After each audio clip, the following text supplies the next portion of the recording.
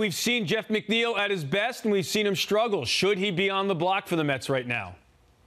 I don't like trading him. I think he's too valuable. I think he's too good of an offensive player, and he is worth his bottom of the barrel right now. So what you can get in return isn't just worth it just for a roster spot. I think he is pointing upward. There's really nowhere else for him to go but to climb back out and remember the player that he was at the plate. I think Buck Showalter is the perfect manager to help keep him in maturity-wise and pushing forward.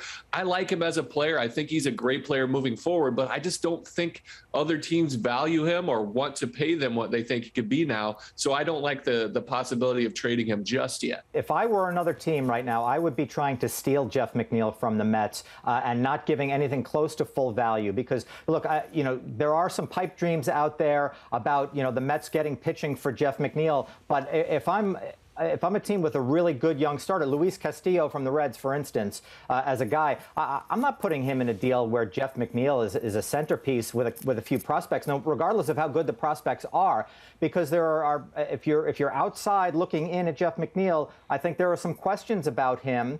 He tailed off greatly last year. He got away from the player that we thought he was before, and he's got to prove that he can get back to that. I think he's going to prove that, and I love the hand-eye coordination, the bat-to-ball skills. I think that translates well into a really nice bounce back for him. I'm just not, if I'm an opposing team, I'm not giving up anything great to get him. So I think Jerry's right. The Mets should not trade him.